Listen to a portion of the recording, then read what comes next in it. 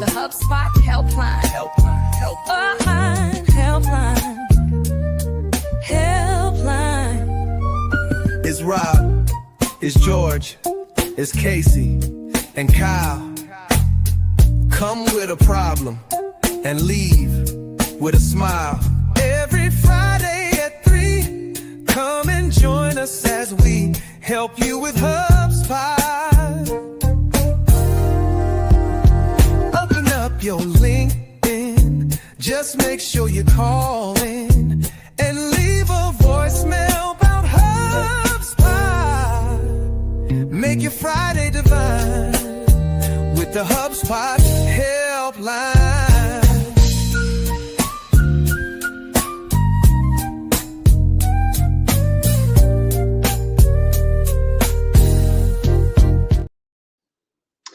Okay, we are back. It is Friday at 2 Central. I'm here joined by a entire room full of Swifties celebrating the launch of the Orange Era.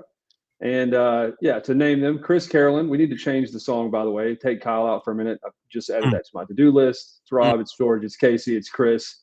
Here's one show that you don't want to miss every Friday at 3. So that'll be for next week. But we do also have George That was so B. quick. Yeah, this is what I do for a living. We also have George B. Thomas, who celebrated his 21st birthday again last week, I believe. And we have Casey, Greyhound of the Helpline Hawkins, who has been pulling her hair out and putting it back in backstage because of some of the Swiftie comments. How are we today, guys? Casey, I'm going to let you go last. We know how you are. This is a monumental day for you. But Chris, how are you? I'm doing great, man. Just trying my best to contain all of this Swiftie excitement, you know. Yeah, it's been hard for me too. But I actually, unfortunately, found out I was not a Swiftie earlier in a very bizarre way. If you have to ask, it means you're not one. So got some bad news earlier, but I'll make it. Oh, interesting. Who is Taylor Swift again? I'm sorry. Unbelievable. I'm not trying to trigger anybody out there. I'm just kidding. Listen, I'm doing great. I'm doing good. I was just talking to my son who lives in Oregon about it's been a week, but sometimes HubSpot admins have weeks, and how I'm looking forward to in roughly about 2.5, 3 hours, I will be on the back porch of a friend's house, drinking a root beer and smoking a stogie and going, now, will we be listening to Taylor Swift songs or not? I don't know. TBD. I thought you were going to say no. Yeah, that's what he was saying inside his head. Trying to be nice right now. He said wasn't trying to trigger anybody, remember? That's what he said. He actually led with that and inserted it as like a mid CTA. Just don't be mad at him. Send all complaints to Chris at what is it again? Yeah. Chris at Yeah, but look, I think the Taylor Swift news is only one of the things on Mount Rushmore. What are some of the topics, some of the problems, some of the voicemails? Did the dog eat our voicemails again, or has that situation been resolved, Mr. Carolyn? Yeah, the dog ate all the voicemails again. Yeah. Are we really not asking Casey how she's doing? You said she'd go last, and then she doesn't even get to go. I was seeing if she'd noticed that. And I you did, had to but I thought he answered for me. Then he was like, "We know that you're doing well." So I thought he decided he didn't need to ask. I think we should give her like a 30-second spotlight just to be exuberant, happy. I assume the album is great. It's just an assumption, but what are your thoughts? Okay, so here's one thing about me. One of the first things I ever told Rob about myself was Swift and Greyhounds.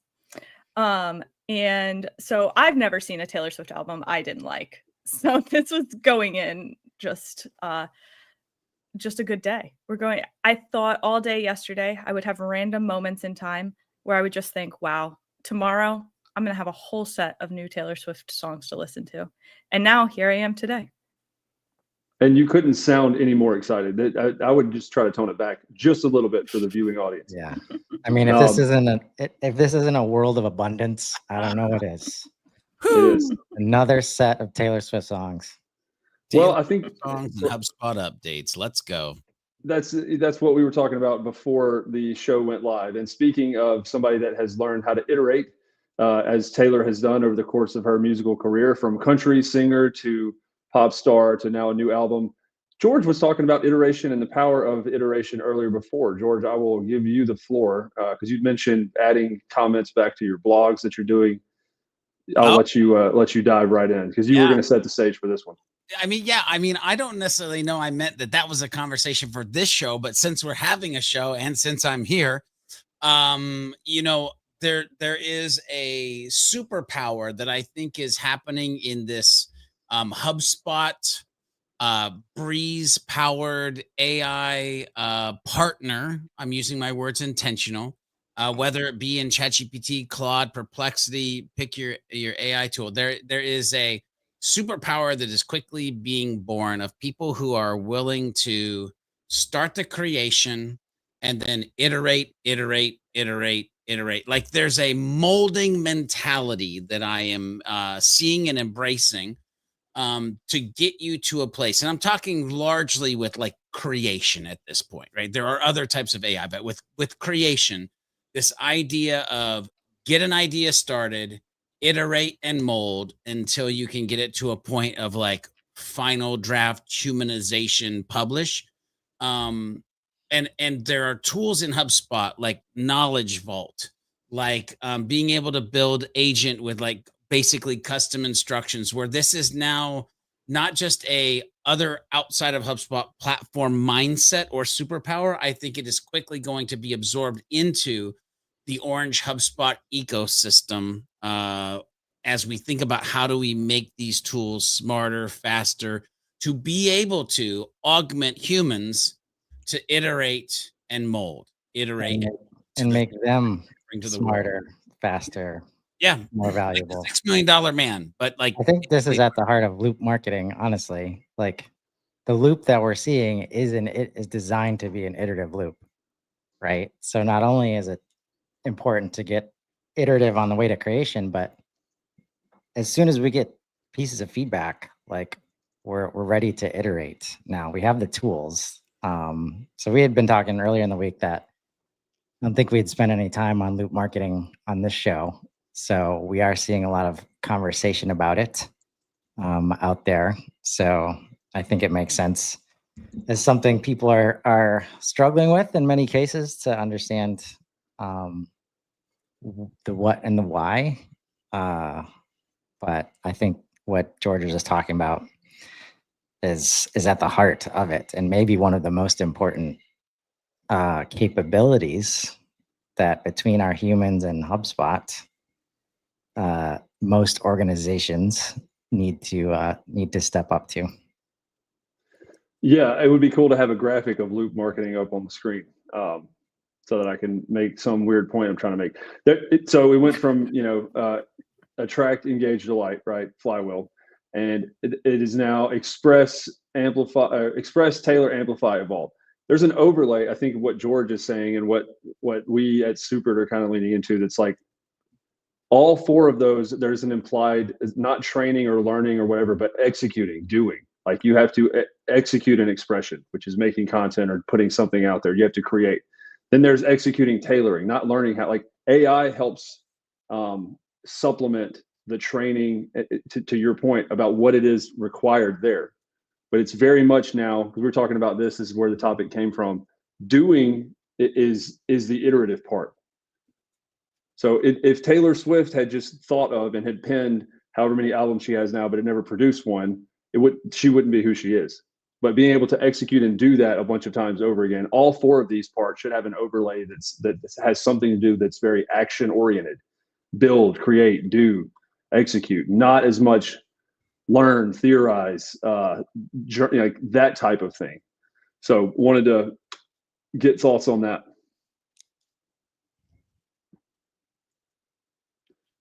Spellbound, I know, speechless. It's generally the impression I leave on people. I don't know. This is what this looks like, but there's not a direction. It goes top left to down right to top right to bottom left. Well, that's the thing. I don't always want to go first. Like I like to hear what other humans have to say, so I could give context to like what they're saying. But here's the thing. Can I rewind, because there was fundamentally a thing that you said that I was like, oh, good, geesh.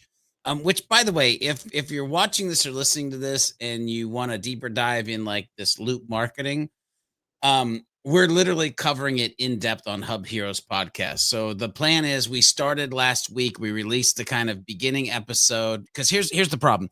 I see everybody trying to talk about this and they're trying to cover it in one video. Ain't no damn way. Ain't happening. And so we did an episode to kind of kick it off. Next week, we're doing an actual HubSpot tool. We're going to talk about what used to be campaigns and now Marketing Studio and stuff like that. But then we're going to circle back around. We're going to spend a week on each one of these: Express, Amplify, Evolve, and Tailor. A week where we're going to dive in at like 6 to 7 different layers of business and design and like what it really means in these areas. But you said something. It used to be attract, convert, engage, and now it's fundamentally, I say no. Fundamentally, I am definitely the guy that is like, can we stop that Taylor Swift song for a hot second and just talk about, it's not this or that. Like, the funnel didn't really get replaced by the flywheel. The loop is not really replacing the flywheel. The inbound methodology, which was like more about the human journey, is not being replaced by what is an internal system mapping. See, Express, Amplify, Evolve, Tailor is an internal mapping of what we as marketers need to do to try to be successful in the crazy ass loop, journey, like spaghetti bowl, like whatever thing this happening. Non-linear. Right, Non-linear is the word you're looking for. Non-linear. I don't like that. Anyway, yes, non-linear journey. And so, like, all of those things, the foundations that we've used and had along the way, do not, please, by all that is holy, do not throw those out and be like, and now here's the 4 steps to take. It's just 4 every time, the same exact way, right? Yeah. So with that, I'll shut up. But like, this is why I don't always like to go first, because I want other people to have like a voice or thoughts around like these things versus me coming in like what I feel like I was just a damn bulldozer. And like, I even scratched my new Taylor Swift album, which I'm sure people are pissed at me. It's okay. I have, as I mentioned this morning, George, I have 3 copies. So if you have an issue, He's got you. You're good to go. I'll retract. I'll agree. George, you said you don't like to go first. Neither do I sometimes, and you were well into your rant at this point. I didn't necessarily, and you were exactly right. I did say that, but I meant the graphic, like what they're putting out as both still exist. And I would even say there's other components of that are more research and like surround yourself. So yeah, 100%. But I did say that it's like one doesn't necessarily replace the other. This is more. Yeah. So I wanted to, before you jump through your screen and strangle me on Orange Arrow launch day, I did want to say that you caught me. That was fair. And so now Chris can talk, or somebody else can go first. Now I feel bad because I wasn't trying to like hang you out to dry. It's just that my brain works in this really weird way where I hear something and I immediately have these like gut wrenching, knee jerking responses to like, shoot, somebody's going to hear that. Yep. Know that Rob maybe didn't mean that, but is going to run that thread. And so I'm immediately like, I got to just throw my 2 cents into the ring. And by the way, you're trying to prevent me from getting clipped. I appreciate it. Somebody could have heard what I said, and Rob, they could have been like, yeah, I'm going to go back to what Rob said because George is full of like, they could. They would be making a mistake if they chose to do that. I most of the challenge that I see out there is the way it's been presented. Like when you talk to people about what it actually means, like there's agreement all over the place. And that's why when I heard Liz talking about it on your show, the way it was presented made it easy to, like, it's loop marketing playbook, as if it's only for marketing, which everyone knows that's not gonna work. It doesn't map to the usual journey that we talk about, so that makes it hard. And because you need AI so much to execute this, it makes it look like HubSpot created a new playbook that was product focused, like get us to get people to use our product. How are we going to do that? When in reality, so I think that's what leads, wonderful content practitioners like Liz to think that they're trying to solve an internal product problem. And what is there a problem that they're actually solving out in the market, or are they trying to solve a problem that didn't exist? To George's point, like, people don't know how to iterate quickly right now. They don't know how to show up every day. And that's the problem that this thing is solving, right? It takes a lot of work to get it right. And it would help if it wasn't delivered in the way that it was. But I think that just, if I'm trying to, have some empathy for the company that's looked to lead the way in marketing best practices, there's no way they could have executed this and like made everybody happy. I think I've mentioned before, like what I've seen it clearly do is help people frame requests in a way that's more than help me get more out of HubSpot or help me get my data clean, right? It gives them something to grab onto that's honestly a little bit more prescriptive than like inbound even, right? And the flywheel. So there has definitely been some positive signals as like once you understand the details of it, it's resonating. It's just getting past a couple of big hurdles up front. Well, and let me circle back around too, because by the way, let me take this moment to talk specifically to HubSpot. And especially to the team like Kip Bodner and like, because I know it was released on their podcast and then they did it on stage. Like, let me talk directly to those people. I'm happy as pig in mud that they did what they did, because listen, the telltale sign is that they're creating something. You go to that website and it says, sign up for more information, which I translate to, we're iterating on a great idea and there's some cool shit coming your way. And so like, did they have limited amount of time to wrap their brain around what they had saw, the data, and what doing this at HubSpot had provided? Sure, they had limited time because inbound has a specific date. Yo, you better be ready to go on stage on this date with this information. Sweet. Okay, let's ship the idea in the maximum way we can, and we're going to iterate the crap out of this because we've got more data coming in than maybe God himself on the way that people use the internet. So like I'm no means like hating on the system. What I'm trying to do and what we're doing at Hub Heroes and even on this show right now is like, I need to help amplify and dig in deeper, because I don't know if Kip listens to me or not. I don't know if HubSpot cares if I'm even on the planet. But if I happen to say one thing that sparks a human in HubSpot to say, hey, I heard George B. Thomas say this, have we? And it does a chain effect. I'm good. I'm good. So is it more depth specifically or more tactical of like, what does this look like in practice, or just more information? It does seem like something this big couldn't, just 4 steps that are very short. That's what I feel like you're saying. Are you going deeper or more tactical or both? Like, yes, I think there has to be more depth, and depth equals what are the strategies? Well, actually, depth equals what are the layers in each stage?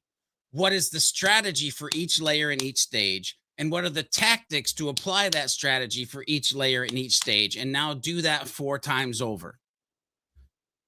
I mean, I could do this pretty quick right now, right? Express who you are. I'm Rob. Tailor your approach. I am Rob. Amplify your reach. I'm Rob. And evolve. And then I turn into a monster. But no, right? no. No. You did it.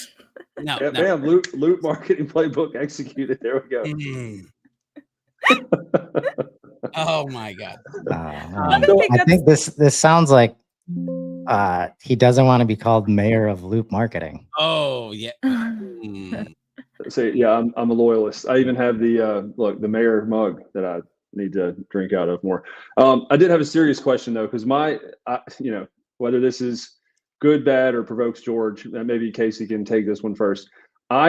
Getting even beyond surface level for this, I thought this worked better, and maybe it's just because I see a lot more of John Dick's content on LinkedIn, and anyway, I thought this could work equally well as a framework for customer success with a slight POV shift, right? Have them express who they are by feedback, by interactions, by their digital footprint. Tailor your approach, amplify the value delivery to the customer, and evolve how you solve for them, right? So this framework of the loop figure that's basically a representation of being constantly iterative and nonlinear, to me, could be applied in theory to customer success, maybe to sales, but customer CS is the one that I really thought this would also work for. Yes. At every stage of the journey. Like, yep. And that's the thing, like when an organization is marketing led and marketing owns the communication everywhere, they're going to crush it with loop marketing. They're probably already doing some element of loop marketing because everybody counts on them to lead the messaging, lead the content. And my favorite definition of marketing is any two-way communication between your business and your customers, right? Companies that embrace that, like this works easily, right? Nobody questions how to apply it. But in every other space, and this is coming from personal experience, when you're brought into a business and then asked to lead digital transformation, and then you don't have any jurisdiction over the rest of the life cycle, it doesn't work, right? So I think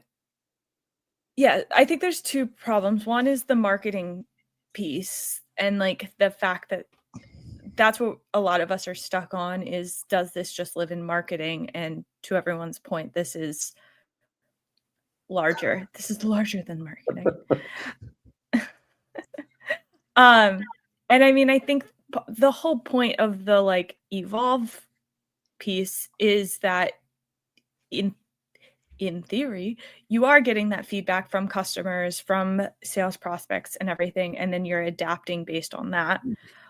One of the problems I have with loop marketing is that I think those words are almost too simple to like to your example, Rob, you were like, express who you are. I'm Rob. And like, you can do all that. But if you just look at those words alone, I don't think those words give you enough detail on what the pieces of the loop mean. So when we're seeing these like pictures of the loop with these just express, tailor, amplify, evolve, I don't think people are like, okay, cool, let's just do that without knowing what any of that means. Yeah, to George's point, the strategy, the depth of tactics, what different use cases look like, all of that. Mm-hmm. I think I sent George into a not to reference the loop, but a spiral of sorts with the translation to CS. Well, I think like if we could just, HubSpot has a massive opportunity here and a great case study out of the gate to drink their own champagne. And one of Dharmesh's posts and some in spots on the pages that talk about loop marketing, they sometimes refer to it as the loop playbook for growth. It's right there. HubSpot always evolves to get to some like growth suite, like growth instead of just marketing. And they could show, like, I guarantee they could show data about how marketing, the word marketing, was problematic for a bunch of, it's in almost everybody's feedback about their challenge with this. And they could be their own best case study of like, this is how we executed loop marketing. Like, welcome to the loop playbook for growth. Like, that's what we've decided. And like, will they do that? I don't know. I think they have great positioning. Like, again, they're not, all the resources aren't available, right? It's not like, I don't know. Like, I think they could show us what it looks like right out of the gate. I think they could. Yeah, reading more of this is to see about George, get early access, ask for more. This does go a little bit deeper and have more examples. Just for people like me, I need to see something tangible, or metaphors work really well, so the examples help a lot. And George, you said you were covering this like each section at a time with content to really be able to dive in and do that instead of just going 5 minutes on each part and that be it. That seems to be the biggest problem, or not even problem, because you did compliment everybody associated with this, but it seems like the thing that you feel like is missing the most. Yes, and I'm feverishly looking for something to share, because by the way, you didn't break my brain on service. I think that what happens hopefully in the future is that, and I know that it can't just happen at inbound, but it's like, imagine inbound 2026 is loop sales, inbound 2027 is like loop service. That it has to happen faster than that. But the loop, the four things, because by the way, I may not like the fact that it's a loop, but I love the four things and I love what the four things represent. I think that it ends up being organization wide instead of just marketing, because HubSpot is not just a marketing tool anymore. It's a customer platform, which means we have all sorts of humans working in it to help all sorts of humans around the business. And so I'm looking for what I visually want to show, like, this is where my brain went. This is what I'm trying to map out. This is what I want to talk about on Hub Heroes, and the level of granularity that I want to present to like the world when it comes to breaking these down. And I am doing a really bad job at finding the thing that I'm trying to show right now. And it's frustrating. So if I find it before this episode is over, I will share, like, here are my thoughts. Well, you did a great job of continuing the conversation while also multitasking, by the way. Yeah. I think there was a comment from Crispy that said loop also, he said negative connotation, but I agree. Like I think of loop and I think stuck, right? Now there's feedback loops and there's fruit loops, which are good. I had some, here he is, George. So I grandstanded long enough for George to find what he needed to find. But there's, and maybe this is a little too weird and philosophical, but just that connotation of the word loop is odd. So I kind of agree with that. I wouldn't say negative, but it is confusing. To me, it feels more like, you know, non-linear is what the word you were looking for, and Chris said earlier to talk about the customer journey. If the loop, just if you imagine this loop functionality, whatever, that also moved on an X and Y axis with customers as they grew, to me, that would make more sense. It's almost like orbital marketing, right? Be in the presence of customers more and hear their feedback to be able to have an opinion and perspective to express. There's an element of motion that this, you know, animated loop GIF does not really bring in, because it could dictate proximity or geo. It could dictate differences in who the ICP or personas are. It could also dictate time, like from 2020 to 2025. So that's the visual I get that would make it make more sense, along with the weirdly worded loop. All right, George, sorry, go ahead. So first of all, let me apologize, because this is just how my brain works. And if this breaks anybody's brain, know that this is not a fully baked out idea. But Chris, if you can share my screen, like, when I think about loop marketing stage by stage breakdown, and what I'm talking about is these layers and these tactics and these strategies, right? When I talk about this, stage one, express, define and differentiate your brand, there's human tasks and skills, right? So you got to break this down, and you got to start having conversations around leadership, marketing, and subject matter experts. You got to start talking about research and mind reviews and call transcripts, like unstructured data. You've got to start to talk about personas and ideal customer profiles. Get that out of here. Right. And you can see like things that, because I'm doing research in this, but past human tasks and skills, it's business objectives. What's the tools and technology? Like, what's the design and content portion of this? What's the data and metrics? What about additional considerations that we haven't talked about? And so I literally have this thing that for each episode, I want to talk about Taylor. human tasks and skills and key points, business objectives, tools and technology, design and content, because it's a holistic thing for humans who have to be paying attention to a metric butt ton of stuff. And so like this is what I'm waiting for HubSpot to like do the granularity of like anyway. Well, and that's why the AI is important here. Like humans they can't pay attention to all of the stuff all of the time, but they can be, and again, I guarantee this is how we got to loop. They can be the human in the loop that drives this, empowers it, right? With the other humans that they're interacting with, right? Yeah. But the scale required is not, we can't do it without the help and scalability of AI. Well, I'll ask this, since I am, by the way, I forgot to change my headline, so I'm just host. I don't have anything cool, or it just says Rob Jones. Since I am the host, I'll bring this up. Chris, you just said the scale required. Yeah. What about the speed required? Like what is an appropriate speed? I think too fast is not, it doesn't build trust, familiarity, relationships. It feels more transactional. I think too slow is ineffective because people need like, so what would the appropriate speed be in juxtaposition, or in, you said scale, what is the speed supposed to look like? God. It's as fast as possible. But it matters, like what we're seeing on Profoundly specifically is price is so far from what's winning and closing proposals. It's trust and it's speed.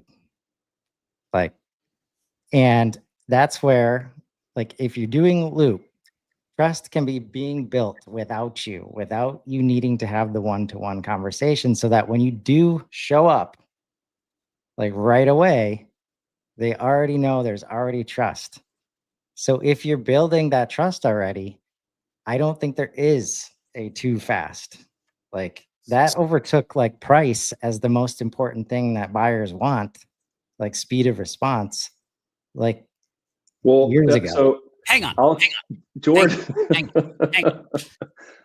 on. Okay, Chris, I love you.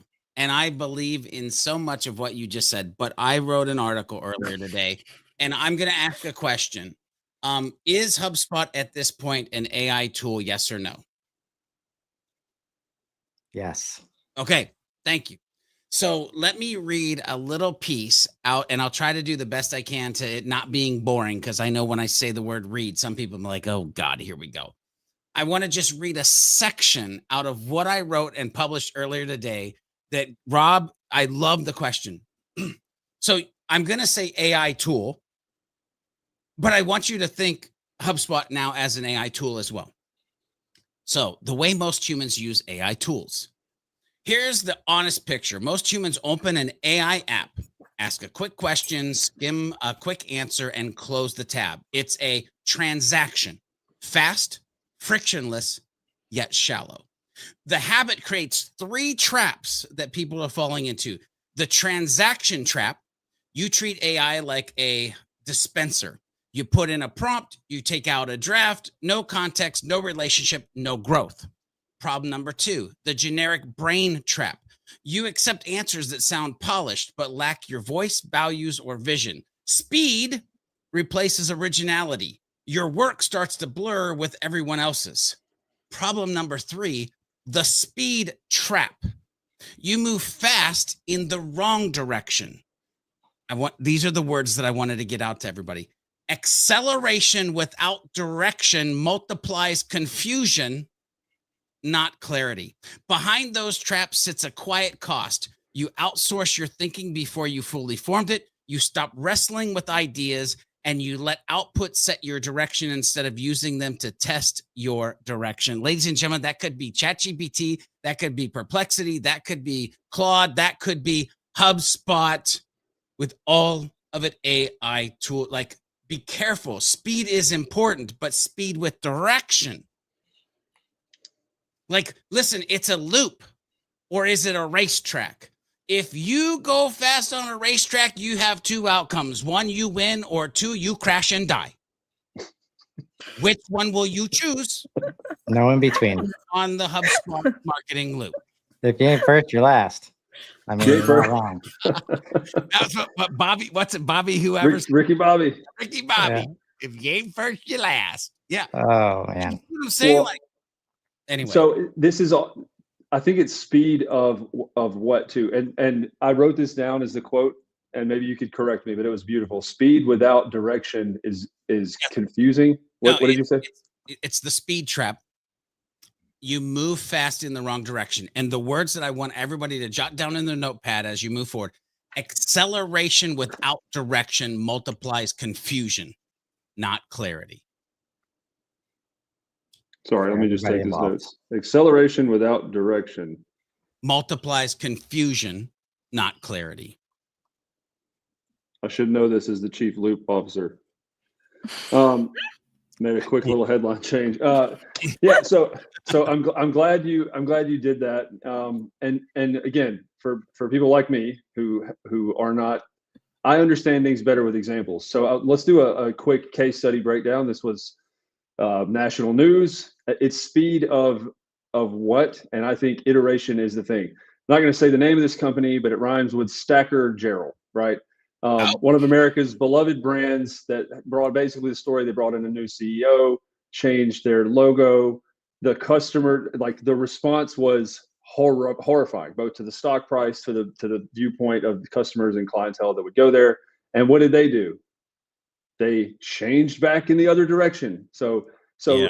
is that what is being described here? So we talked about scale and speed and what's appropriate, but it's also speed of the iterations that you're making towards all of that. It's not. Am I thinking of that correctly? I think you are. Like, as long as you have your direction, by the way, nothing new under the sun, strategy, then the tactics that you're applying can be iterated on quickly to get the outcome that you're looking for. By the way, for some reason, I am fundamentally hungry for chicken pot pie or biscuits and gravy right now, and I'm not sure why, but Crazy. here's the thing. At the end of the day, humans make mistakes. Those mistakes sometimes are not completely visual, and other times are world news. I'm curious if there was any type of AI partner in the background, or any type of conversations, or any looking at data inside of their HubSpot portal, if said company used such a tool to say, is this a good idea or a bad idea? And actually run through the possible iterations of the conversations and the SWOT analysis. By the way, one of the things that I can't wait to talk about on the Hub Heroes podcast, and I swear to God, I'm not trying to promote our podcast, is I did a SWOT analysis of the current standing of loop marketing. I wonder if that other organization did a SWOT analysis of even the dang idea before it launched to the world. Like, you see what I'm saying? Like, you have the ability to go deeper, more poignant, more strategical, quicker, because you can ask the questions that before you had to get 1,000 people in a room and ask them 18 questions. Like, no, like, I need you to act like a blah, blah, blah. And I have these 7 questions. What are the synopsis of these questions? I want to know if that even happened. Or I looked at this data over the last forever years that this has been working. That's so. Should we change stuff? There you go. In a loop or in a racetrack, right? Talladega, Indy, whatever it is, right? There's the actual turns, but then in almost every one I've ever seen, right, there's a straightaway. So that, to me, this Stacker Gerald, don't want to get sued, copyright infringement. That's like Chris said earlier, the speed and scale, and the conversation was like, iterate as quick as you can, like really fast. What, to your point, what in the world caused them to think they needed to change direction and apply speed at all? Like, oh, here's the thing. I don't know the answer to that, but I want to stay with your race analogy. You know what they forgot to do? They forgot to take a pit stop. There you go. I was going to say that. We're on the same wavelength now, baby. They forgot to take the pit stop, and they forgot to talk to their, the little guy in the headphones that tells you, all right, there's a piece of tire on turn 4. Like, go low, go low. They forgot to pay attention to that little guy, whoever he is. Most likely, he's the dishwasher that has worked for the organization for 57 freaking years. And nobody talked to that guy. Yeah. Yeah.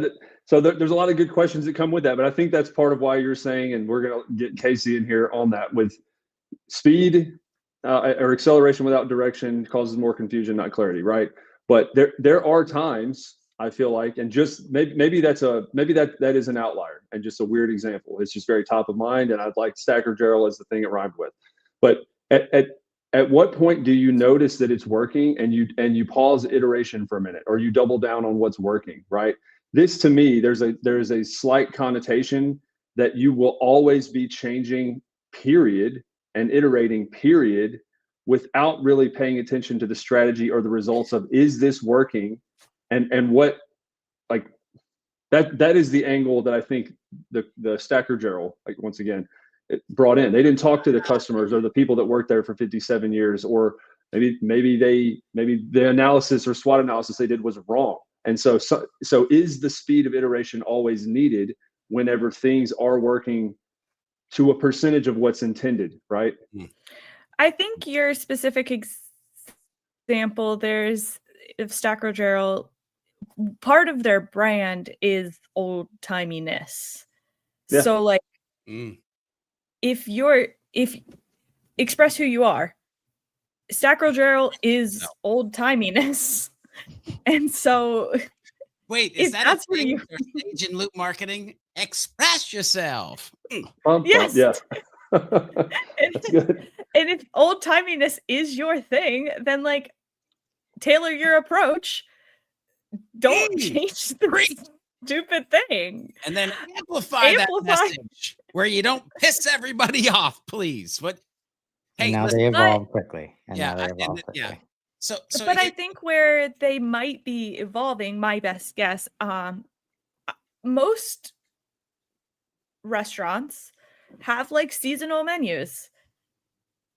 I'm guessing they might introduce seasonal items, but I think there's a difference based on your audience, tailoring your approach. Number 2 in the loop, Taylor Swifting your approach. Taylor Swifting your approach. I'm just trying to see how many times I can say Taylor before you guys start cutting me. Tailor your approach swiftly. Lean into it, please. Like, Casey, I'm so proud of you right now, how you actually have been able to use all 4 of the words that should have been in that conversation. So it is amazing right now.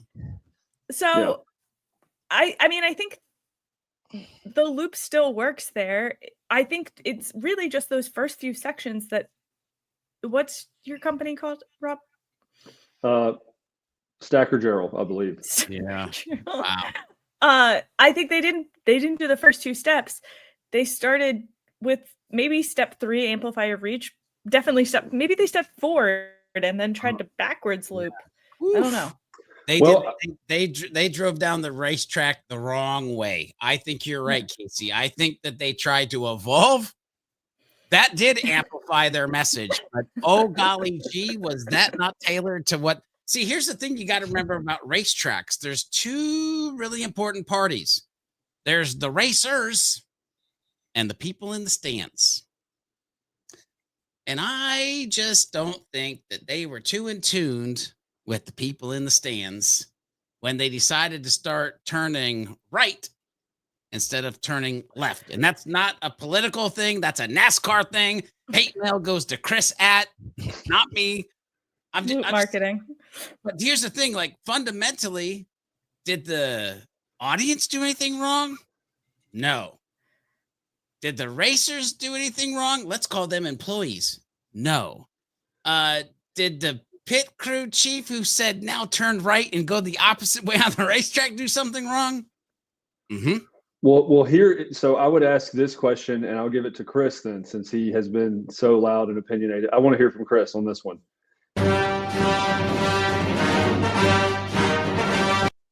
It's coming.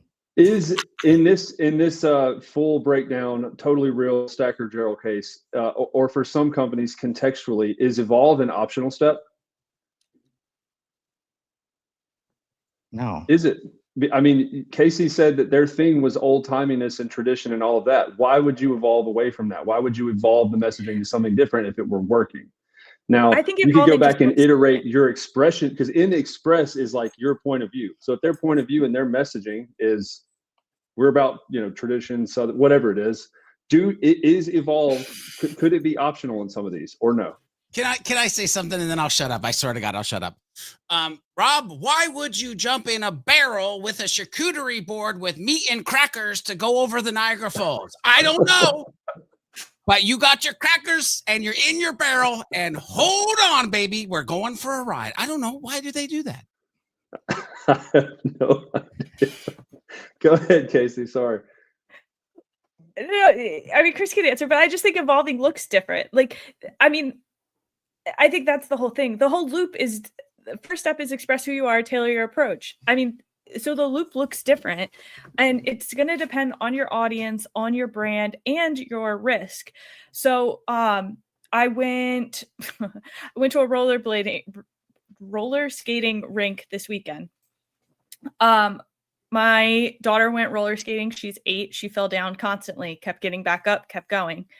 I did not step foot on this rink. But the risk to her of falling down is way lower than my risk of falling down, where I'm going to break something. And but I think that's the same with any business. The risk that you take, there's plenty of brands that change their logo and everyone survives it. Yeah. Everyone just moves on. But the problem is, if you're not expressing who you are, if you're not acknowledging like our brand is dependable and reliable and the same, then I would say that's categorically not evolving. So I mean, this is intended to be kind of to have discourse and convo. So Chris, I'll give you a better example. I think this may have been where Casey was going, and it's something that I saw recently. I had my mind blown away. Right, mini golf, putt. Think about old school mini golf. George B, you probably were around when this was invented back in the day. But the little putt. Whoa! Wow. This was invented in 1985. Putt golf hasn't been around that long. Dirt. Right. No, George just turned 22 again. That's what I was saying earlier. I can take this punishment from my wife and kids. I don't need it from you. I'm evolving, man. I'm tailoring my messaging as we speak. There you go. Testing.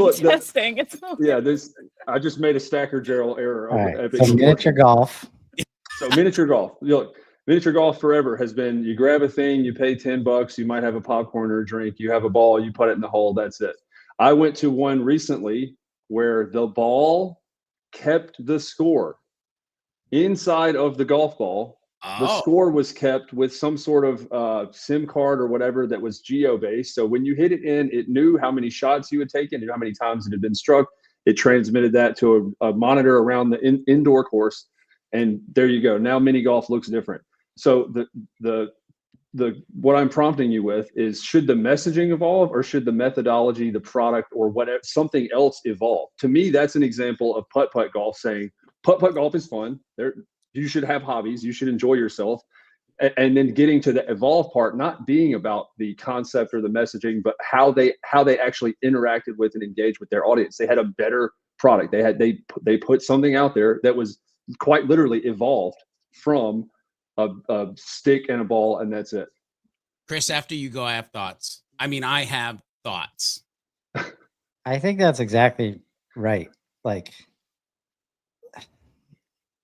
let's assume, can we make some positive assumptions about who's been leading this brand that's very successful, has stood the test of time? And let's say there was some signal, like maybe aging demographic, or the way that people are changing, the way that they go out and eat at places and how they interact, and all these quality of life upgrades that are happening in the restaurant space. Like, something is telling them that like their traffic in restaurants is going down. They probably like brought in some pros that tried some things in some other spaces. And what I wouldn't want to see is what we usually see is like, okay, we're going to bring you in, but we're super traditional here. So it's going to take, like, I need you to spend 6 to 12 months. We have a problem right now, but we need you to go through all these motions and then prepare something and deliver it 12 months later when the data is going to be different, the world's going to be different. And if this means that they're evolving how they respond to market data, in that they don't have to take 12 months because they don't have 12 months. They need to move fast because the world is moving fast. And if that's how the evolution works, like looking at the diagram, right?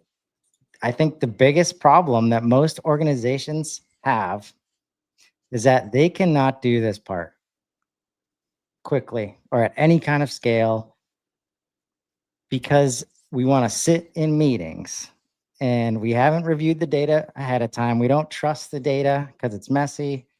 We trust our brothers, uncles, sister who had some success doing it this way. We find every reason in the world not to do this part. And I mean, their ability just to switch gears quickly, like clearly some signal was given that they needed to make a change. And knowing that brand and who they serve, I'm not surprised that they've got that signal, right? Yep. And it was a swing and a miss. Well, if you don't swing, you can't hit home runs.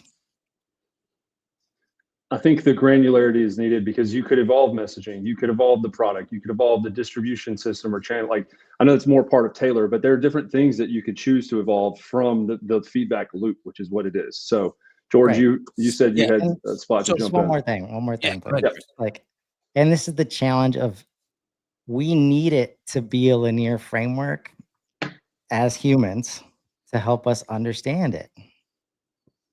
It is not a linear journey. None of this is linear.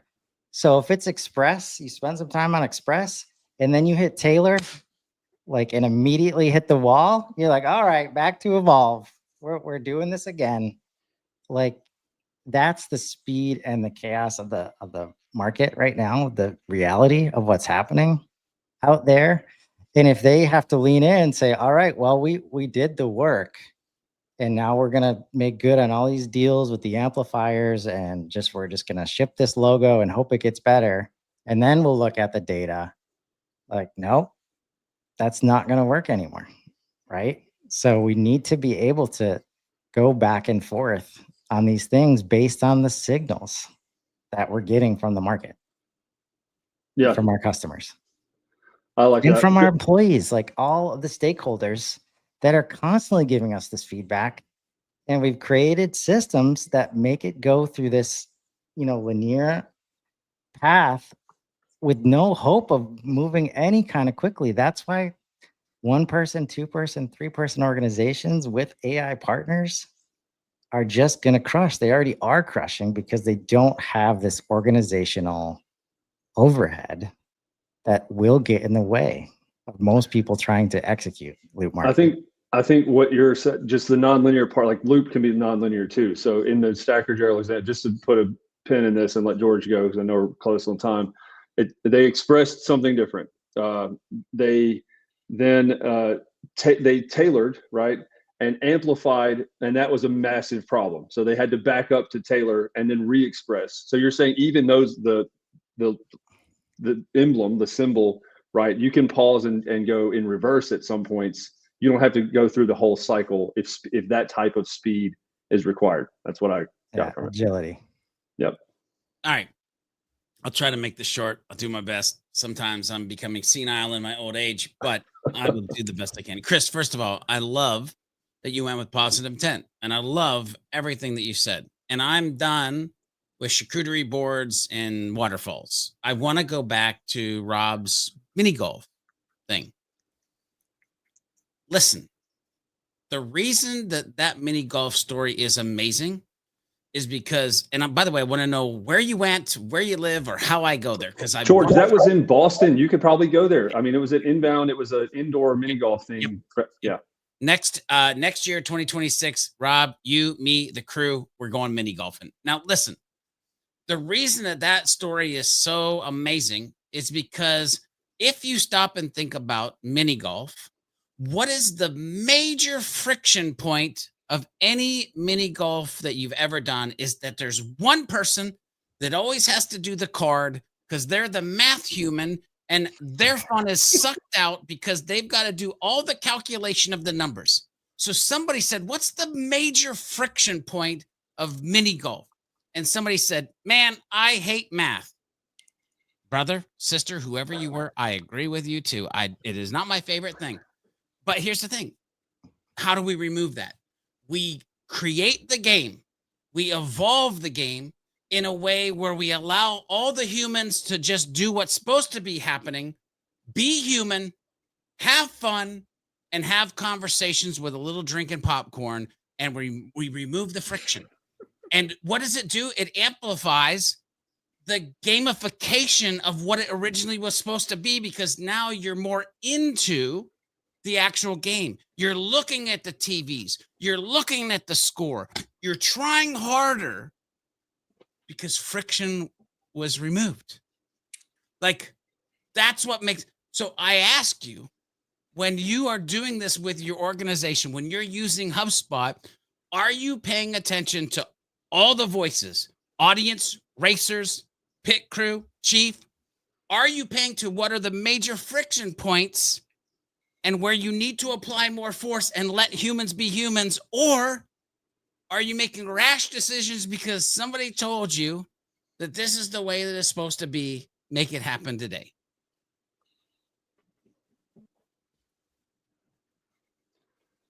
Wait till I tell you about darts next week. They can track your exact flight pattern, and they also have games built into them. Thanks for tuning into the HubSpot Helpline. Have a great weekend, everybody. We will see you next Friday. Enjoy the Taylor Swift album, everyone. Yeah. Hello, you've reached the HubSpot Helpline. Helpline. Helpline. It's Rob, it's George, it's Casey, and Kyle. Come with a problem and leave with a smile. Every Friday at 3, come and join us as we help you with HubSpot. Open up your LinkedIn, just make sure you call in and leave a voicemail about HubSpot. Make your Friday divine with the HubSpot Helpline.